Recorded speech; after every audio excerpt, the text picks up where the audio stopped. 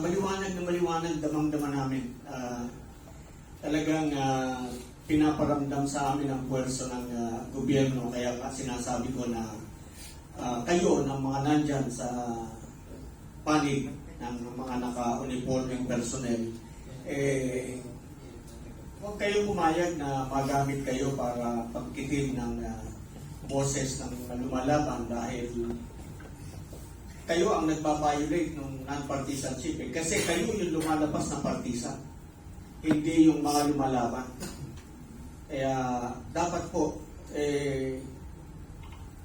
isipin nyo naman kinabukasan ng inyong mga anak. Yung inilalaban namin, kinabukasan ng mga anak ninyo, anak namin, ng mga apo natin. Pagkatapos, kayo itong, dahil takot lang kayo, dahil yung iba dyan, kapito ko sa pwesto, katulad ng sinabi ko, dapat yung mental state ng Pangulo is a grave national security concern. Dapat yan, pa-examine natin. Yung duty ng gabinete ng Pangulo yan, to have him examine. Sulatan nila yung Senate President at saka yung Speaker of the House at sabihin na dapat ipa-examine natin ang Pangulo para malaman natin ang tunay na kalagayan ng kanyang pag-iisip. Kung dahil may allegation na siya ay prolonged user ng cocaine. And when you do that for a long time, yung epekto kasi ng cocaine sa brain, nakakashrink ng utak yan, nakakatuyo. Muli, shrinks. Hindi na pareha sa pag-iisip niyan.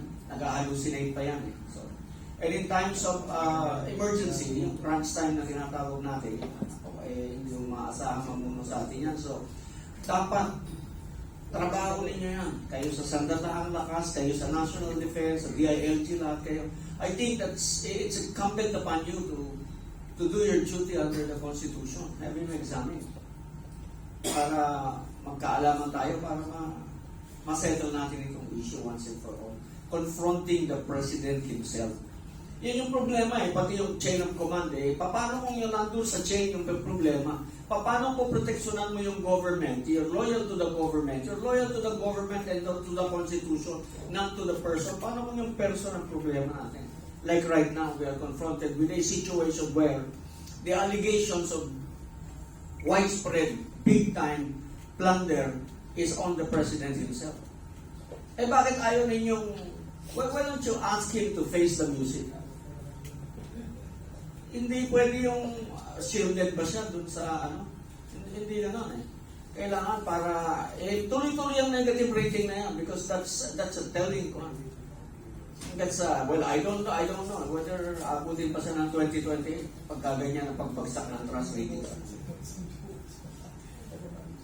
Alright, so may tanong po ako. Profile po ba kayo ng impeachment? Yung makabayan black yan, profile ng impeachment. Kami, alam mo yung, pero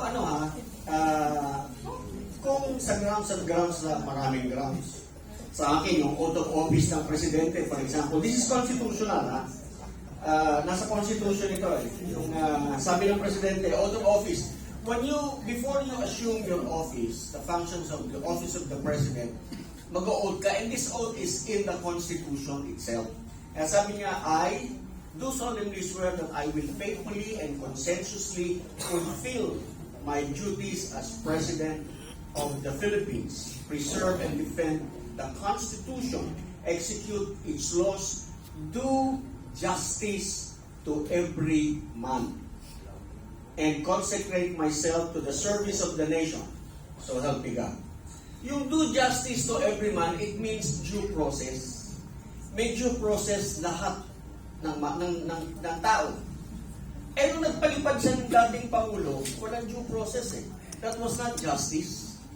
So that's a violation, a culpable violation of the Constitution. Yan. Para sa Makabayan Black, baka sakali pick upin ninyo, that's culpable violation of the Constitution. Yan. Kami, we will be concentrating on the defense dun sa kung matutuloy yung sa Pebrero dahil mas maraming kasalanan nito kaysa dun sa isa. Yung isa make-believe yung confidential intelligence fund. Hindi ubrang pag-aray. Gusto lamang nilang isiwalat natin kung sino talaga si Grace Piatos, kung sino si Doritos, at kung sino si Chitos dun sa ating mga report para makilala kung sino-sino yung mga nagtatrabaho para sa gobyerno, para malaman kung paano ang ino-operate yung ating confidential fund para ma-identify nila kung sino-sino yung mga nagtatrabaho para sa ating kaligtasan, sa ating matiwasay na pamumuhay. Yung confidential fund ng Vice President, maliit lang po yun compared sa confidential fund ng Office of the President. Si Presidente Digo, nung matapos yung termino niya, nag-iwan ng 2 billion mahigit na confidential and intelligence fund. Mga bayan, baka gusto nyo i-check, saan napunta yun? No, really, I mean like, nawala yun eh. Yun yung alam ko na, kasi, di ba? So, tingnan natin. Gusto rin yung inspekin yung confidential intelligence fund ng Vice President. Yun muna sa'yo, tignan din natin. Saka ito pa, yung pagpondo mo ng confidential intelligence fund sa Office of the Secretary of Education, that too is unconstitutional. That too is culpable violation of the Constitution. Ayan, kabayan. Balita namin, magpapile kayo, di pile na lang. Masaya. Masaya ba yun? Okay, so, may dadagdag lang ako dyan. Kasi balikan ko ulit doon sa desisyon ng tao, based on the survey. Sinasabi ng mga tao, karamihan, involved ang presidente, nag-benefit ang presidente. In other words, parang alam ng mga tao kung sino ang mastermind, sino ang nag-approve. Tama? And also, ang rating ng presidente natin sa disapproval, nasa 55 na.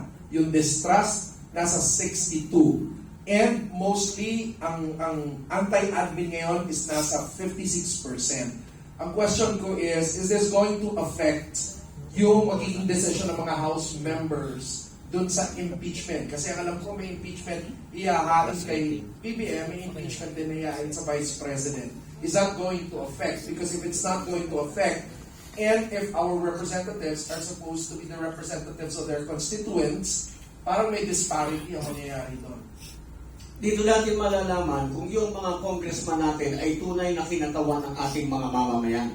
Pag nagkaroon sila ng consultation at isusundin nila ang taong bayan, ang hatol ng taong bayan, at yun ang magiging boto nila sa ating kongreso, well and good. Pero hindi boto nila. Kasi kung boto lang nila yan, then they're not being the true representative of the people.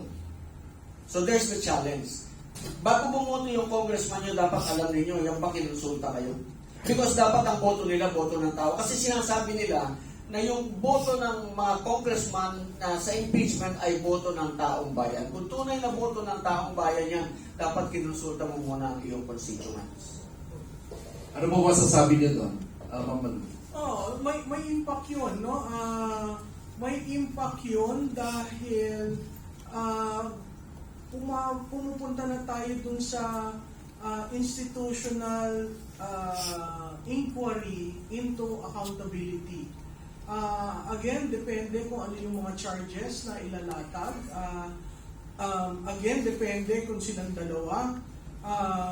Matindi yung silang dalawa. Sa tingin ko, yung Committee on Justice mahihilo kung paano gagawin yung role nila kasi sinabi ng Korte Suprema, mag-hearing kayo ha, hindi na pwede yung fast break sa Senado. So magkakaroon ng hearing sa Committee on Justice, imaginein mo kung yung dalawang presidente at vice presidente. On the other hand, kung gusto talaga natin ng accountability at kung gusto natin that we seek changes within constitutional ground, that's the only way we can seek accountability.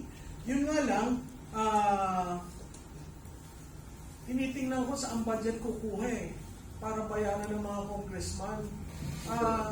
Meron daw. Oo. Meron daw singita. Kaya yung 2026 budget, medyo tingnan nyo. Hindi, kasi yung unprogram, wala yung revenue pa So sa tingin ko manggagaling sa AIX, sa MAIP, Yes. or sa Confidential fund. confidential fund. Yun tingnan ninyo yan, 400 billion. Or sa school buildings. Pero ang problema niyan, yung previous kasi hindi pa nababayaran So, naalala niyo yun, nung sinabi na, ilabas nyo na yan, yung sabi ni nung dalawang congressman, ilabas nyo na yan kasi nakumit na yan. Kailangan ng bayaran, di ba? Yes. So kung pareho, yung parehong member ng 19th at 20th, at ikaw ay hindi ka nabayaran o hindi ka nabigyan ng allocation, these things can work against the leader. Dahil, nangako ka sa amin, ngayon gusto mo na naman kaming pumirma dyan, hindi mo naman itinuloy, di ba? So, napakahirap na sa quicksand ang administrasyon na ito pagdating sa impeachment sa Pangulo. At dahil yun nga ang climate na ang taong bayan wala ng tiwala, sino ang most rational animal sa mundo? Di ba politiko? Alam nila ang dapat gawin para manalo. So asahan mo dito sa impeachment, very tricky ito. Hindi porke nasa administration ka, susuporta ka. Hindi porke sinabi ng oligarch behind a political party, susuporta ka. Kasi titingnan nila ng oligarch, uy, naipit ako dito. Uy, hindi ako makagalaw. O lahat ng pangako ng proyekto, hindi na ilalabas. So all these things, ang sense ko, ang Pangulo nasa catch-22 position. Ang Vice Presidente, kung rehash, nung katulad ng dati, nako, kayang-kaya ng legal team niya. Kasi pinaghandaan na nila noong pa. No? Yan lang pa ulit-ulit na si Piatos, si ganyan. Hindi nila naiintindihan yung joint memorandum on the use of confidential and intelligence fund. Kaya nga sabi ko, palitan nyo yun. Diba? Hanggang hindi napapalitan, yun ang governing law. At kung gusto yung tingnan, kung bakit si Vice Presidente ay ganon, abay, tingnan nyo rin ang confidential and intelligence fund ng Presidente. Buksan na lahat. Diba? Yun yung sinasabi ko, patas tayo. O, pag nagbukasan, ako yung Remulla Brothers. Ang dami nun. Diba? Hawak nila 2 ahensya. O, ngayon 3 na pa lang, dahil may ombudsman pa. So, these things have a way of, if you play your cards right, pwedeng pabor sa administration. But, if the institutions and the systems cannot already afford another shock, then that can go against him. So, ang talagang critical doon, pag final, may nag-endorse ba? At pag nag-endorse, i-refer ba sa Committee on Justice? Pag sinorkat yung proseso, naku, lalo magagalit ang taong bayan. Diba? So, talagang pa siya, delikado. Samantalang yung Vice Presidente, wala naman yata ako nakikitang bagong charge na sinabi at ang gusto nila, yung ulit. Yung isa, 3 taon. Yung isa, si Vice Presidente, 1 taon. Wala naman siyang flood control projects. Si Presidente, buong bürokrasya. Diba? So, again, kung titingnan natin, at siguro, kung titingnan mo yung tiwala at approval nilang dalawa, talagang pag pumasok tayo sa impeachment, mas larong ma-erode yun sa Pangulo. Yung 3 years consecutive unconstitutional budget, that in itself is also a culpable violation of the Constitution. So mas maraming grounds laban kay Presidente, yung tunay na talagang kitang-kita. Hindi katulad nung ginawa-gawa ng pinilit lamang para merong maging kaso. 11 million per day daw dahil sa inubos yung 100 something. Gusto nilang maunawaan kasi paano ginagasta yung confidential intelligence fund para maka-identify sila ng mga safe houses, etc. ng ating gobyerno. Hindi naman uubre yung gano'n. So, meron ko isang bagay na gustong tawagin ng pansin. Bantayan ninyo yung restitution, yung pagbabalik ng mga ninakaw, ng mga engineers, ng mga contractor. Yung restitution before he is tried is violative of his rights to be presumed innocent. Hindi dapat ginagawa yun. Tingin ko doon kasi, kunyari restitution, pero bayad yun to be free. Baka bayad yun ng mga nag-return. Ito yung share mo po. O, ito sa'yo na. So, bantayan ninyo kung saan napunta yung isinauli na pera. No? Dalawa lang yata yun eh. Si Hernandez at saka si Alcantara. So, yan, gagawing state witness yan. So, tingnan lang natin saan napunta yung isinauli. Saan nakatago, paano nila tinago yung pera na yun, saan nila nilagay. Because, hindi dapat nagiging condition ng restitution. Restitution after, it comes a matter of course. Freeze mo yung assets para hindi mawala, hindi maubos. Hanapin mo yung bahay kung saan nakatago yung mga pera. Kasi wala na yata sa bangko yung mga pera yun, na nasa bahay-bahay. Hindi natin trace yun, syempre na kung saan tinago. Pero mahahanap mo yan eh. Yung nung araw, merong pyramiding eh. Nakita yung bahay sa Ayala, Alabang. Lahat ng kwarto ng bahay, floor to ceiling yung mga pera eh. So doon lang tinatago yung pera. Alright. Maraming salamat po, General Garcia. Miss Penny, balik tayo dun sa impeachment na scenario. What if ikaw yun, syempre you're a constituent of a particular district, di ba? So, what if, anong mararamdaman mo kung yung congressman mo hindi sang-ayon dun sa opinion na dapat i-representan niya pagdating dun sa decision niya sa impeachment? Ano mararamdaman mo about it? Nakakalungkot. At ano sasabihin mo ng congressman mo? Sabi ko nga bawal na pala tayong malungkot dahil lagi tayong malungkot. Sasabihin natin sa congressman natin, ihanda mo sarili mo dahil ang table umiikot. Babalik at babalik yan kasi hindi habang buhay magnanakaw ka.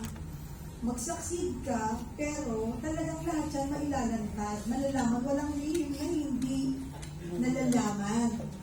Lalo na kapag hindi lahat nabalatuan. Tama ba yun? That's reality, di ba? Sabi nga nila, ang matakot ka pag hindi lahat nabahaginan. Dahil may pupunta ka dyan. Eh ngayon, greedy nga eh. Greediness is talagang magdadala sa iyo sa kalugmukan sa baba. Why? Pag nagbigay ka, hindi sapat kahit kanino. Kasi kapag greedy ka, ang ma-encounter mo, mas greedy pa sa iyo. Lalo na alam ng pinagbigyan mo kung saan na pinanggaling ang pinamimili mo. Tama? Kaya kanina po, pwede ko pong susugan yung kanina si Rap. Okay lang? Sandali lang to. Kanina, habang nagsasalita si General, si Malu, talagang nag-flashback sa akin na hindi ko mapigilan na magkaroon ng comparison doon po sa dati nating Pangulo, si FPRRD, at sa ngayon. Why? Dito, kapag may mga rally, may mga pagtitipon, dahil panawagan para po sa freedom na gustong maramdaman ng taong bayan, eh hindi pa nga nag-uumpisa ang barikada, grabe. Ngayon ako nakakita ng mga bagong alambre, mga wire na bagong bili. Dati may kalawang. Kasi yun at yun ang ginagamit. Dahil naghahanda talaga sila sa mas madugo. Na yun talaga ang gagawin. Huwag lang makapasok kahit isang langaw. And aside from that, may dalawa pang mga prefab or container na magkapatong hanggang second floor. Magugulat ka na lang, hindi pa sapat. Meron doong nakatayo. Diba? Ang nakapandulo mo at nakatutuwa. Alam po ninyo dati, pag may rally, ito po nangyari. Ipa-flashback lang natin kung bakit hindi ko mapigilan na hindi maikumpara. Dati po sa ating pong past na administrasyon, kapag may rally, makikita mo dyan, may mga Pilipino, may palugaw pa sa nagrarally. May kitchen. O, parang hindi magutom mga nagrarally, lalo nilang maisiwala at maramdaman ang freedom na magsalita. At dapat, kapag namumuno para po sa atin, ito po ay gabay para mamuno tayo ng tama at yung path na atin pong sususugan o susundan ay yung path kasama sa panawagan ng taong bayan. Pero how can you listen? And how can you know yung reality at status ng ating pong bayan kung doon pa lang sa bungad, wala pang mikropono, ay nakabalagpag na yung mga harang. Pero alam niyo po, dati, flashback ko lang ulit hindi ko natapos kanina. Dati, pag may rally o mayroon na nagbibigay, may nagpapakain, tubig, parang nagbabayanihan. At ang nakatutuwa dyan, lalabas ang dating Pangulo. Pakikinggan, ano ba yon? Ano ba yon? At doon ko nasaksihan, yung mga walang harap, lumabas siya. Maya-maya, pinakain niya pa. At Bukas ang may, gate ng Malacanang. opo, pinakain pa niya lahat ng nagrarally. Oh, kumain na ba kayo? Di ba yun ang tanong? And he is, yung willingness niya to listen and to know what is yung problem. Kaya, upon hearing yung mga inilatag ng mga nagrarally, nagkaroon ka agad ng pagpapatawag sa iba't ibang mga kabinete involved sa mga reklamo at panawagan ng taong bayan.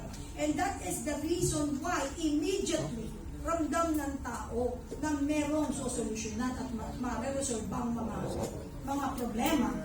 Eh kung bubusalan mo ang bibig ng taong bayan, pipiringan mo ang mata, at hindi mo, ibablock yan eh. Sino nagbablock niyan? Paano mo malalaman? Paano mo ma-resolve kung hindi mo pakikinggan?